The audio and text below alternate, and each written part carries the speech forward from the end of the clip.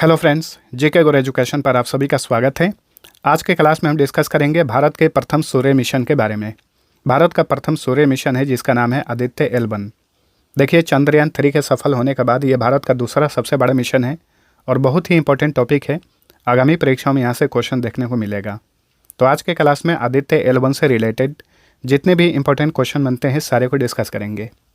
तो वीडियो को पूरा देखिए और आप सभी को वीडियो पसंद आता है तो लाइक और शेयर जरूर करना। तो चलिए सबसे पहले इंपॉर्टेंट पॉइंट्स जान लीजिए, उसके बाद हम लोग क्वेश्चन आंसर के माध्यम से सारे प्रश्नों को डिस्कस करेंगे। देखिए, मिशन आदित्य L1 ये भारत का प्रथम सूर्य मिशन है और इसका उद्देश्य याद रखना है। आदित्य L1 मिशन का उद्देश्य है सूर्य के प्रकाश को अलग अलग तरंग दैर्ध्य में तोड़कर सूर्य के वातावरण के बारे में जानकारी हासिल करना। इसके अलावा सूर्य से निकलने वाले एक्स रेज यानी एक्स किरणें और सूर्य के कोरोना पर नज़र रखना। नज़र इसलिए रखा जाएगा क्योंकि सूर्य के खतरनाक ऊर्जावान विकिरण और सौर तूफान जो हैं पृथ्वी के उपग्रहों यानी सैटेलाइट्स को नष्ट कर सकते हैं। नज़र रखा जाएगा ताकि इस तरह का कोई भी भयावह स्थिति पैदा हो तो इन सैटेलाइट्स को सुरक्षित स्थानों पर स्थानांतरित किया जा सके। सूर्य से निकलने वाले प्रोटॉन और इलेक्ट्रॉनों का पता लगाया जाएगा। सूर्य के चुंबकीय क्षेत्र को मापा जाएगा। सूर्य से निकलने वाले कणों का पता लगाया जाएगा। सूर्य के वायुमंडल में ऊर्जा और पदार्थ के प्रवाह का अध्ययन किया जाएगा। तो ये सारे उद्देश्य हैं मिशन आदित्य L1 के। तो देखिए, मिशन आदित्य L1 जो है 2 सितंबर 2023 को सुबह 11:50 पर आंध्र प्रदेश के श्रीहरिकोटा से लॉन्च किया गया।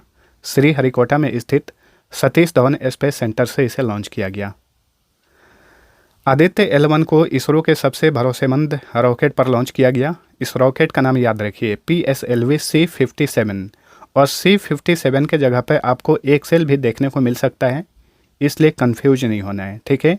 तो PSLV C57 या PSLV XL रॉकेट से आदित्य L1 को लॉन्च किया गया।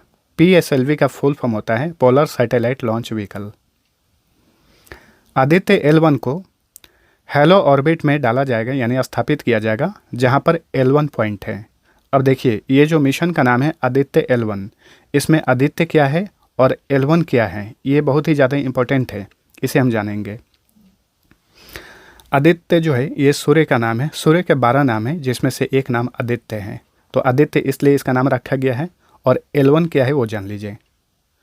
सूरज और पृथ्वी की अपनी ग्रेविटी है यानी गुरुत्वाकर्षण बल है, अर्थात जहाँ पर धरती की ग्रेविटी खत्म होती है और सूरज की ग्रेविटी शुरू होती है उसी पॉइंट को L पॉइंट कहा जाता है।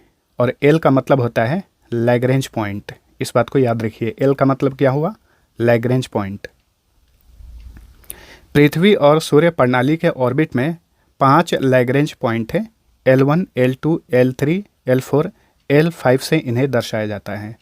तो जो आदित्य L1 मिशन है इसे L1 में स्थापित किया जाएगा यानी लैग्रेंज पॉइंट, लैग्रेंज बिंदु 1 में इसे स्थापित किया जाएगा जो कि हेलो ऑर्बिट में है।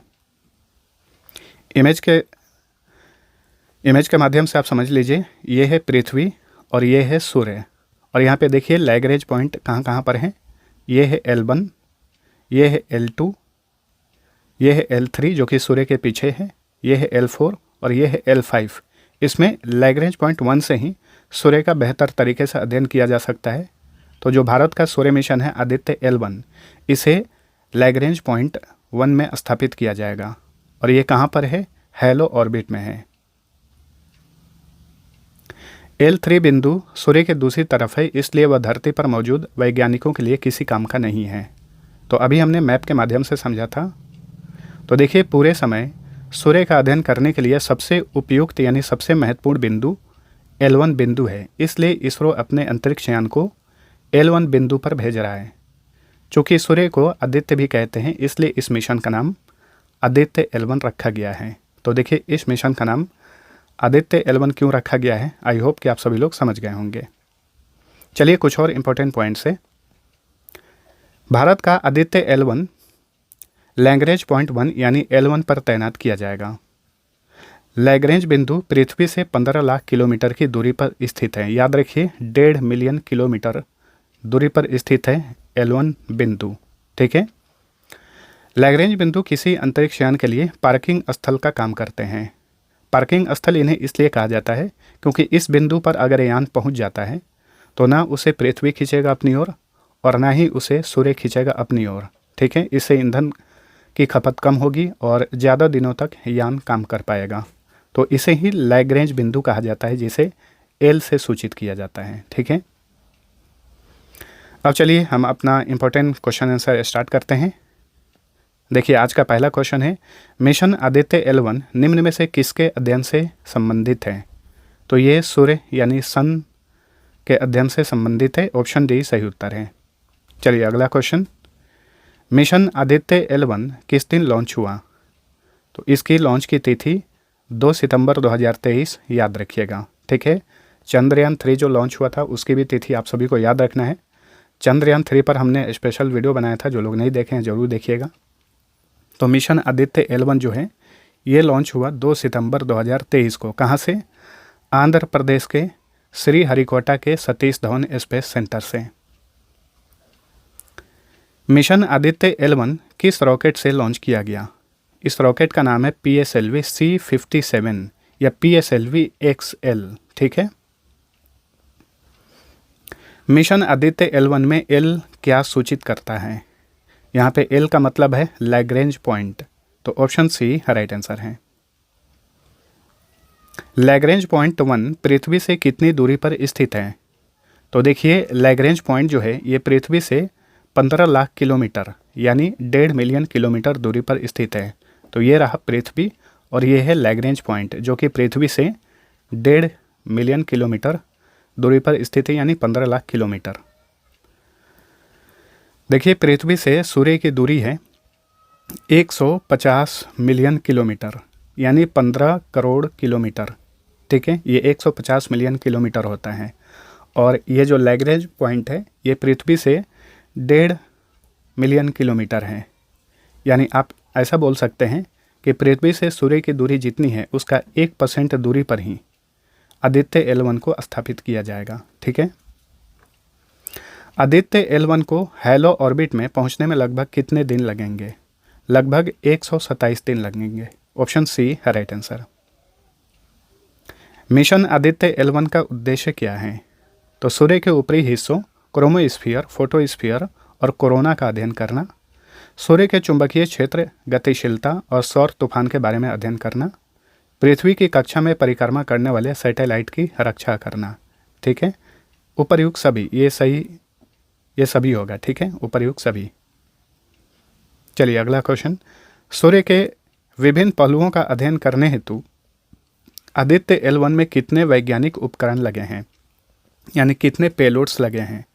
तो आदित्य L1 में 7 पेलोड्स हैं। ऑप्शन बी है राइट आंसर। और इन सभी 7 पेलोड्स के बारे में आप सभी को पता होना चाहिए। VELC एक पेलोड है और इन 7 पेलोड्स में से सबसे मुख्य पेलोड यानी मुख्य उपकरण यही है, VELC। इसका फुल फॉर्म होगा विजिबल एमिशन लाइन कोरोनाग्राफ। तो ये मुख्य उपकरण है इन 7 पेलोड्स में। और भी पेलोड्स हैं SUIT यानी SUIT, solar ultraviolet imaging telescope. एक है सोलेक्स, इसका फुल फॉर्म होगा solar low energy X-ray spectrometer. एक है Helios, high energy L1 orbiting X-ray spectrometer. एक है एस्पेक्स, इसका फुल फॉर्म होगा Aditya solar wind particle experiment. एक है पापा यानी plasma analyser package for Aditya. और एक है advanced triaxial high resolution digital magnetometers. तो ये 7 उपकरण, 7 पेलोड्स हैं आदित्य L1 में। सूर्य की वजह से जो लगातार पृथ्वी पर रेडिएशन, गर्मी, मैग्नेटिक फील्ड और चार्ज पार्टिकल्स का बहाव आता है उसे क्या कहते हैं? तो इसे ही सौर हवा या सोलर विंड कहा जाता है। तो ऑप्शन ए सही उत्तर है। आप ये देख सकते हैं, इन्हें ही सोलर विंड कहा जाता है। पृथ्वी से सूर्य की औसत दूरी कितनी है? पृथ्वी से सूर्य की औसत दूरी है 15 करोड़ किलोमीटर या फिर 150 मिलियन किलोमीटर। और आदित्य L1 जो स्थापित किया जाएगा उसकी पृथ्वी से दूरी होगी 1.5 मिलियन किलोमीटर यानी 15 लाख किलोमीटर। चलिए अगला क्वेश्चन। 1960 में विश्व का पहला सूर्य मिशन पायनियर 5 किसने लॉन्च किया था? तो ये भी आपको याद रखना है क्योंकि आदित्य L1 जो है ये भारत का प्रथम सूर्य मिशन है। तो विश्व का पहला सूर्य मिशन कौन सा था? पायनियर 5, और इसे अमेरिका की नासा एजेंसी ने लॉन्च किया था 1960 में। सूर्य के वातावरण के बाहरी हिस्से कोरोना को छूने वाले विश्व का प्रथम यान कौन सा है? तो ये है पार्कर सोलर प्रोब यान। देखिए पार्कर सोलर प्रोब यान जो है इसे अमेरिका की अंतरिक्ष एजेंसी नासा ने 2018 में लॉन्च किया था, और ये यान जो है सूर्य के इतना करीब पहुंच गया है कि ये सूर्य के बाहरी हिस्से कोरोना में प्रवेश कर गया है। तो सूर्य के कोरोना को छूने वाला विश्व का प्रथम यान कौन बना है? Parker solar probe. भारत के आदित्य L1 मिशन के लिए कुल बजट कितनी है? तो आदित्य L1 मिशन का कुल बजट है 400 करोड़ रुपया। ऑप्शन बी सही उत्तर है। चलिए अगला क्वेश्चन। आदित्य L1 को बेंगलुरु स्थित डैश द्वारा डिजाइन किया गया है। तो आदित्य L1 का डिजाइन किसने किया है? इंडियन इंस्टीट्यूट ऑफ एस्ट्रोफिजिक्स जो कि बेंगलुरु में स्थित है, इसी के द्वारा आदित्य L1 का डिजाइन किया गया है। और आदित्य L1 मिशन किसका मिशन है? ये भी याद रखिएगा, इसरो का मिशन है। भारत की अंतरिक्ष एजेंसी इसरो का मिशन है। इसरो का मुख्यालय बेंगलुरु में है। इसरो के वर्तमान में अध्यक्ष हैं एस सोमनाथ। और इसरो की स्थापना कब हुई थी? 15 अगस्त 1969 को। तो इतनी सारी बातें याद रखिए। मिशन आदित्य L1 की घोषणा किस वर्ष की गई थी? तो देखिए आदित्य L1 की घोषणा सबसे पहले 2008 में की गई थी। उस समय कहा गया था कि सूर्य का अध्ययन करने के लिए एक यान लॉन्च किया जाएगा, उसका नाम रखा जाएगा आदित्य 1। अच्छा ये भी याद रखिए, उस समय घोषणा किया गया था कि इसका नाम रखा जाएगा आदित्य 1। बाद में इसका नाम बदलकर रखा गया आदित्य L1। सूर्य पृथ्वी से कितना गुना बड़ा है? तो देखिए ये सूर्य जो है ये पृथ्वी से 109 गुना बड़ा है। Option B. सोलर फ्लेयर में किसका निष्कासन होता है? सोलर फ्लेयर, देखिए सूर्य के बाहर जो है काफ़ी भड़कता हुआ आग है, उसे ही सोलर फ्लेयर कहा जाता है।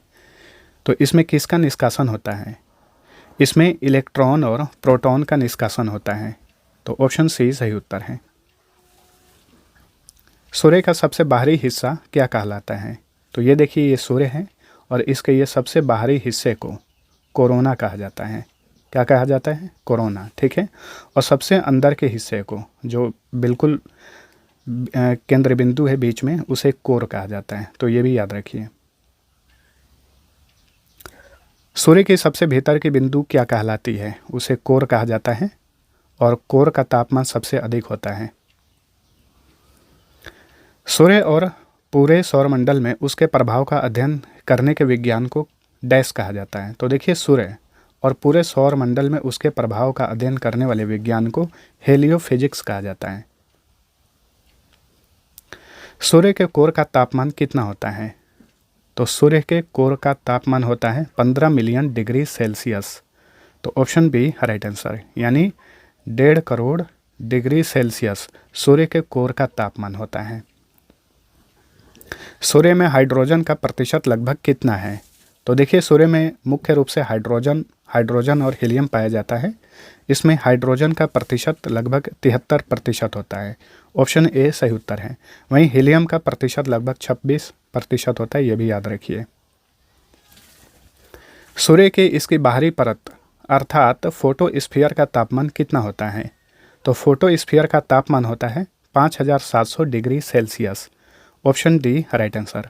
वहीं सूर्य का जो भीतर का केंद्र बिंदु है कोर, इसका तापमान होता है 15 मिलियन डिग्री सेल्सियस। चलिए अगला क्वेश्चन। पृथ्वी का सबसे नज़दीक का तारा कौन सा है? यहाँ पे बहुत सारे बच्चे कंफ्यूज होते हैं। तो देखिए सूर्य जो है ये एक तारा है। बहुत सारे लोग समझते हैं कि ये ग्रह है। ये ग्रह नहीं है, ये तारा है जो कि पृथ्वी का सबसे नज़दीक का तारा है, ठीक है। चलिए अगला क्वेश्चन। आदित्य L1 सूर्य से करीब 10 किलोमीटर दूर से उसका अध्ययन करेगा। तो आदित्य L1 जो है, देखिए ये कंफ्यूज करने वाला क्वेश्चन है। पृथ्वी से सूर्य की दूरी कितनी है?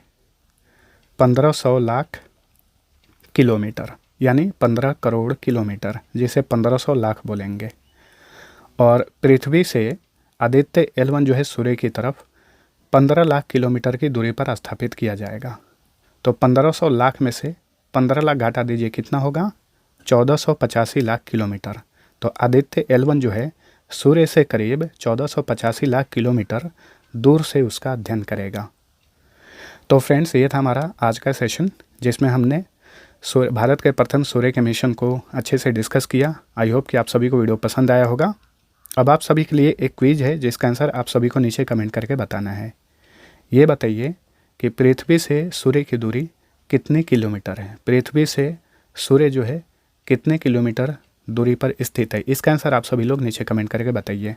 और वीडियो पसंद आया है तो लाइक शेयर कर दीजिए, और भी वीडियो पाने के लिए चैनल को सब्सक्राइब करिए। तो चलिए मिलते हैं अगले वीडियो में, तब तक के लिए टेक केयर।